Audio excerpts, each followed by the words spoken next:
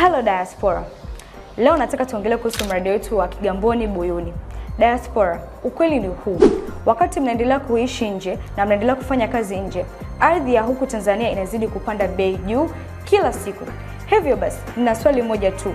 Je, ukirudi unataka kuwa mmiliki au mpangaji?